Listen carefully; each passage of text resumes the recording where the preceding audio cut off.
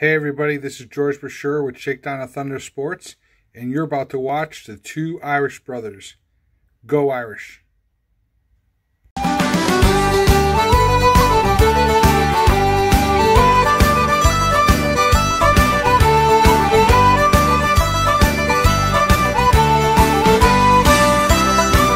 How's it going, everyone? I am ND Sean 45. I'm Irish Benjamin 57. And together, we are the two Irish brothers. Now, I'm so freaking excited right now. Ben, I know you are, because as we all know, this is game week. This is the first week for Notre Dame football of the 2020 season. Who would have thought we would ever actually make it to football season for Notre Dame, because there were so many unknowns over back in the spring, over the summer, but it is here. We have BYU and Brigham Young on, at least my end here. I'm watching it as I'm doing this video, so it's real. Football's happening, man. Yep. It started technically last week with some FCS matchups, and then this past Labor Day weekend we got some actual FBS matchups, and some of them were good and some of them were quite shocking. You know, Army laying a beatdown on Middle Tennessee was really, really shocking. I think they had 5 turnovers in that game that Army forced and all that. Insane. Tonight, as we're recording this, we have another awesome service academy and Navy playing Brigham Young. So football's back. It's here. And we got the Duke Blue Devils this week to start off the season. How about that? Yes, it's insane. Much to cover on that, but I have a special announcement that I want to make before we get any further with this. To everybody who is watching this video on my channel, because this is going to be posted on my channel as well, and as well as here on the Two Irish Brothers channel, just want to let everyone know that this video that you're watching right now is the only Notre Dame video that I'm going to be posting on my channel this season. If you want to see any other Notre Dame video with me in it after this, you're going to want to come over to the Two Irish Brothers channel, hit that sub button, and that's where you'll be seeing me do all the previews, recaps, you name it. And the best part is this time around, I have Ben, who is my co-host, who I've teamed up with. So maybe it's a bad idea to put all your eggs in one basket, but I'm taking that shot. You never know. You never know. It's absolutely awesome to have joined forces. You know, we've been at it for, I'd say, about 6 months now, and it's been pretty awesome. And we've had some amazing guests on the show, and we continuously work to get more special guests on the show, and we have some more epic content coming. But now football is actually upon us. We actually have a season. We actually have a schedule, and as I said just a few minutes ago, our first matchup is against the Duke Blue Devils to start Notre Dame's first ever actual in-conference season. So this year, Notre Dame belongs to a conference, and the first time in 130 years of Notre Dame football, we are officially in a conference, and that is the Athletic Coast Conference. Well, when I saw them putting the ACC logo on the Notre Dame Stadium turf, I'm like, okay, this is it. This is real. Things got super real. So this is definitely a season of firsts. I mean, granted, COVID screwed up a lot with the football aspect of it. You know, Notre Dame playing in a conference this year, an 11-game schedule, but that's not too surprising because for the longest time, college football only played 10 or 11-game schedules at one point. Right. But it's also, you know, again, going back to what I was saying with the announcement, this is, you know, a big change for me because this is my first season of, you know, doing videos with a co-host, not doing them in my car. So a lot of changes, but you know what? They're exciting changes. Yep. Great Change can be ones. a good thing. Sometimes painful, but this time I think it's a good thing. Yeah, like I said, I've loved joining forces with you, but we could go on all day about that. But getting back to the football part of things, the best part of this is not a permanent change for Notre Dame football. They have the opportunity. This is the opportunity to actually, and I said this within a couple of our interviews that we did in our group discussions. You don't get a chance to see a team have, for lack of a better term, a trial run with a conference and then being able to go back to being an independent the next season afterwards. Yeah, no, it's going to be exciting, and we finally get to answer the age-old question that a lot of haters pose to us in the Notre Dame fan base and community.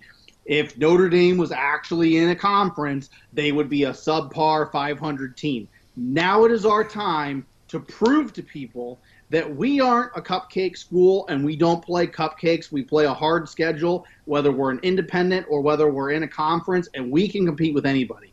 So this is a put up or shut up year for Notre Dame. Anything less than the ACC championship, to me, is a failure. Well, I wouldn't necessarily say that people have called us a cupcake team. It's more been they've said that we're afraid to join a conference. Right. But, I mean, there's a lot of misconceptions with the whole afraid to join a conference. We tried to join the Big Ten before it was officially the Big Ten, okay? And a lot of people don't want to talk about this, and I'll bring this up and then we'll move on to the actual Duke preview. But, yes. Yost at Michigan said there's no place for Notre Dame in the Western Conference. We do not want them here. They're a bunch of Catholics. They cannot be trusted. And that is why we never joined the Big Ten. So, people can say that Notre Dame doesn't want to join a conference or this or that. But the only one that has ever really, really made sense for Notre Dame up until recent years was the Big Ten. And then I'd say about 10 years ago, Gordon Gee at Ohio State kind of reiterated the fact that Notre Dame's not welcome in the Big Ten. So to me, I always say to the haters, why would we want to join a conference that never really wanted us in the first place and we didn't feel welcome? Well, the Big Ten did come back after us, I think in like 1999, give or take, somewhere in there. That time we turned them down. And Right. it was only right because, hey, when they came back in the 20s, when that happened, Right. when they were still like the West Coast Conference or whatever. Yeah, Western something conference, yeah. Yeah. So that was our turn to say no, and rightfully so. They had their chance, and we said no. We were already established with an NBC TV deal, so why would we give that up to go to the Big Ten? But also to add on to that point, regional zones, at this point in college football, the region doesn't matter anymore. No, I mean, we're in technology. We have things that far reach everything. It's not isolated. No, I totally agree. I mean, you got teams like Missouri's playing in the SEC when they're pretty far north. You have West Virginia playing in the Big 12, which the Big 12 has always been Texas, Oklahoma, and the Southwest area. So yeah, regional limitations. They've thrown that out. But you know what? We've covered all we had to with that. Let's get right into. Enough stalling. Let's get to the first game of the 2020 Notre Dame football season. And that first game, as we all know, is the Duke Blue Devils. Now, Ben, just recently, you and our good friend George Bashir of Shakedown the Thunder Sports, you guys wrote an interesting article making your predictions. Yes, we did. We sure. And I don't want to spoil that article, but you definitely had a lot of good points about this game in that article.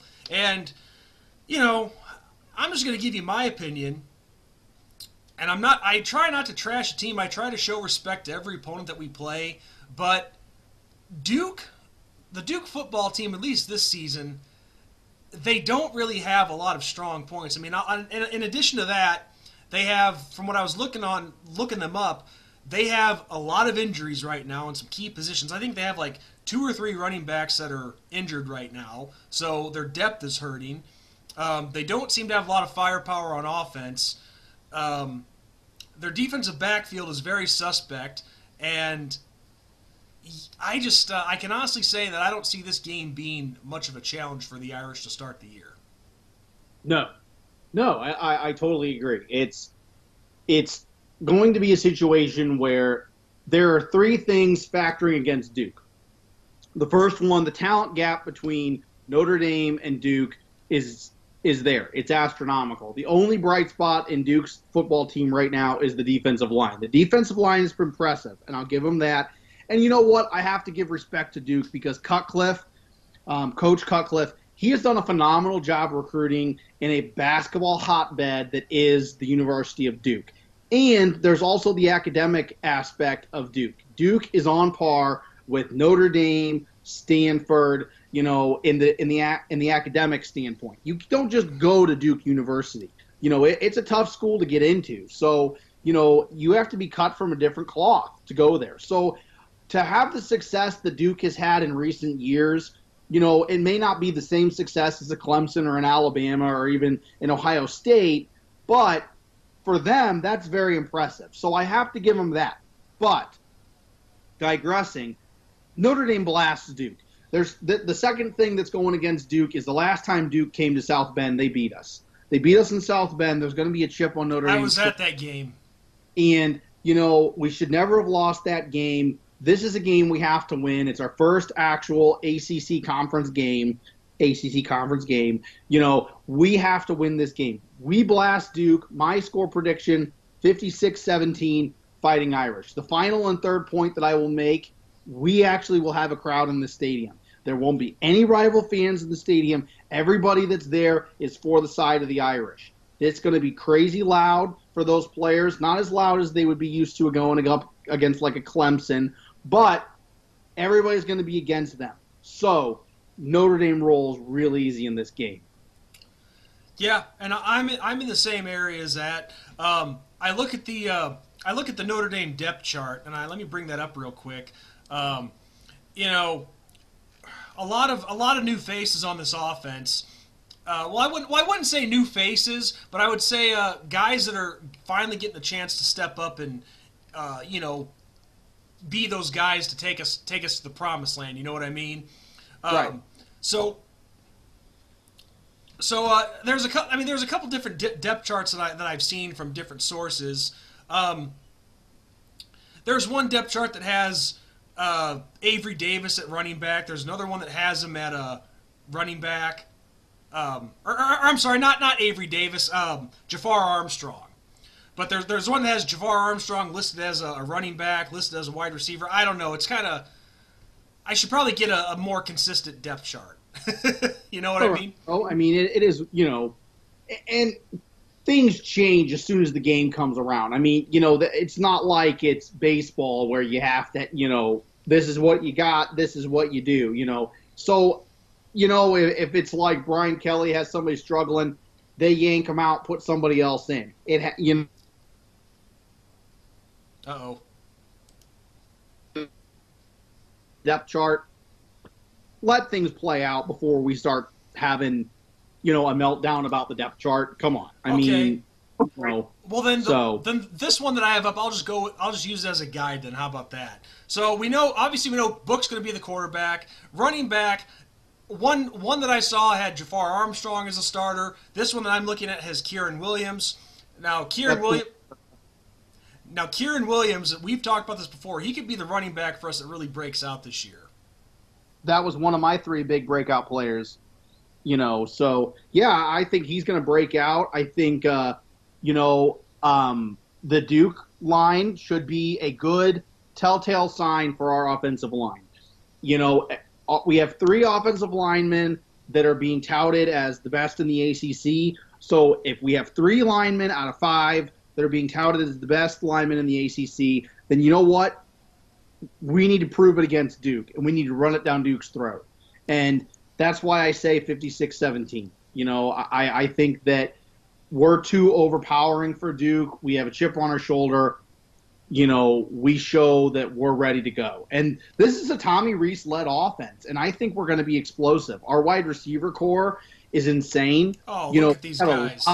We have a lot of speed in that wide receiver core. Oh, we got Braden Lindsey, who is obviously from what we remember hearing in throughout last season, the track star, so he's got a lot of speed. Lawrence Keys, Joe Wilkins. Then you got our tight ends, Tommy Tremble and Brock Wright. They have Brock Wright as the number one right now, but expect to see a lot of Tommy Tremble. And also, Don't be surprised if you see incoming freshman Michael Mayer get some significant playing time as well.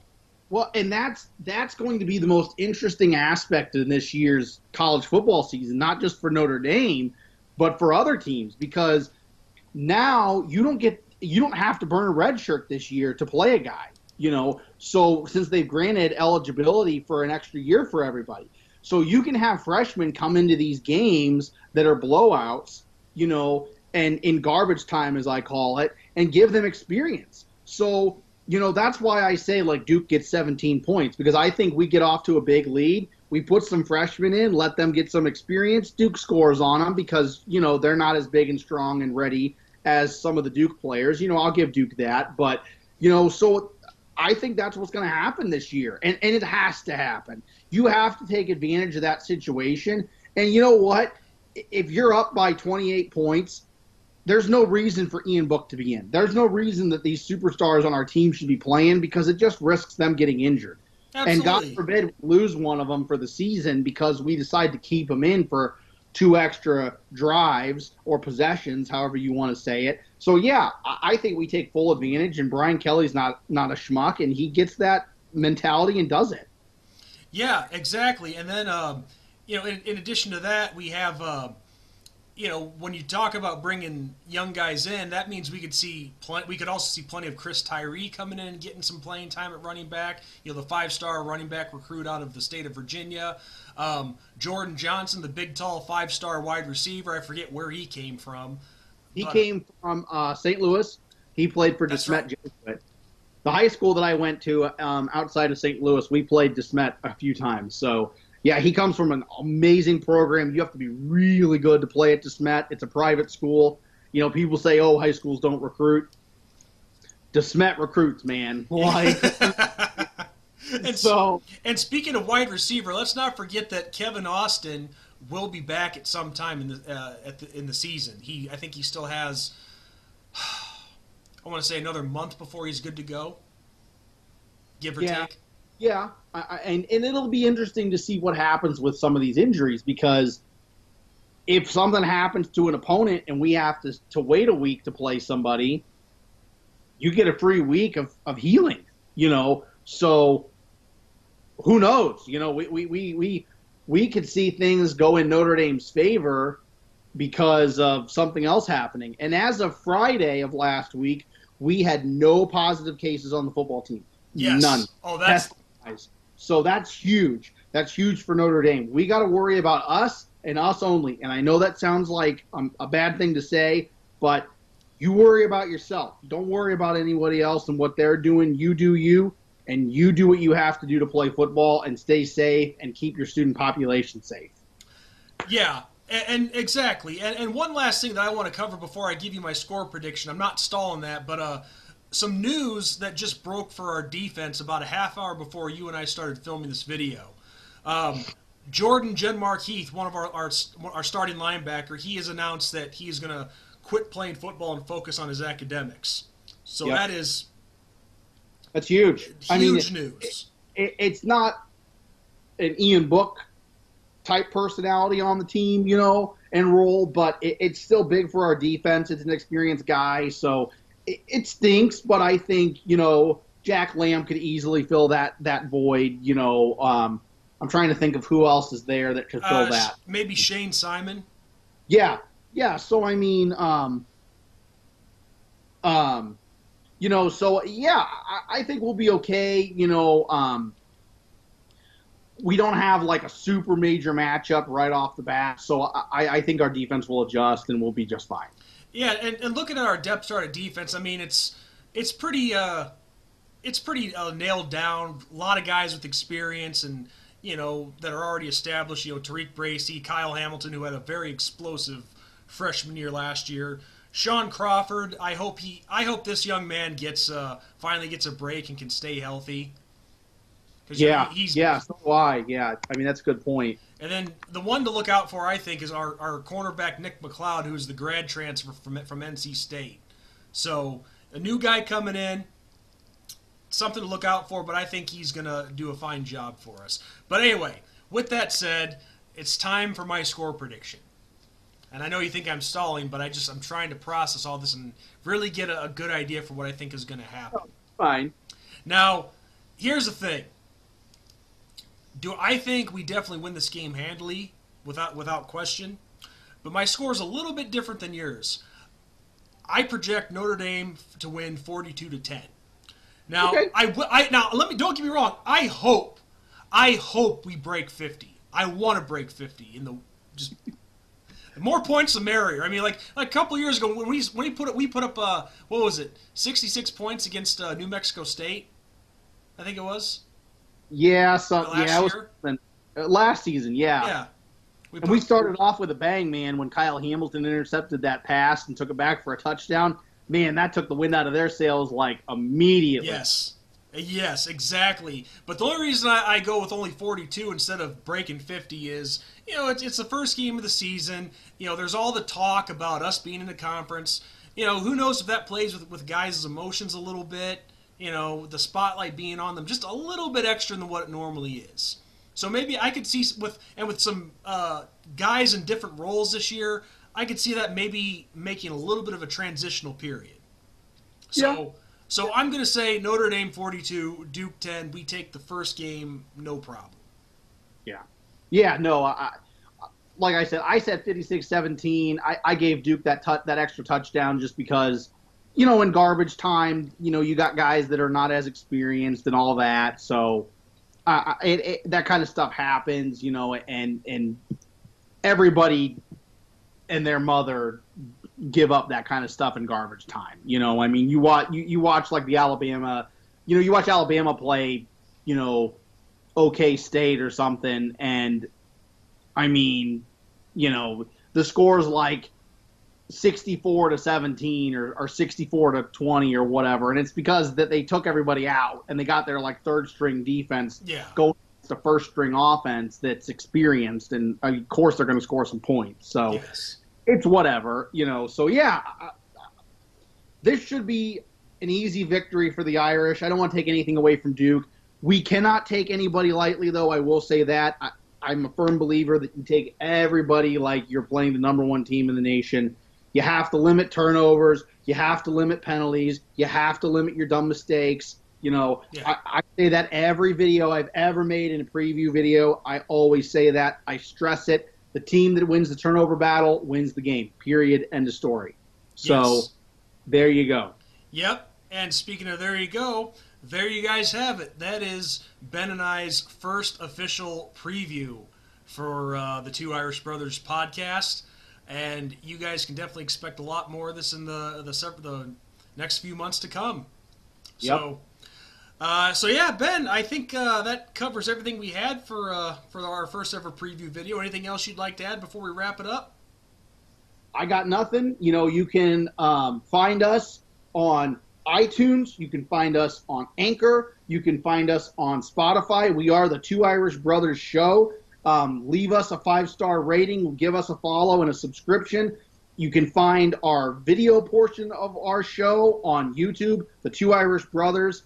Hit that subscribe button, smash that like button, hit the bell icon so you never miss a video. And that's all I got for you guys. And in addition to that, if you guys have a Google account, that means you have a YouTube channel, so no excuses on why none of you should be hitting that subscribe button. Those are the numbers that we need to see, people.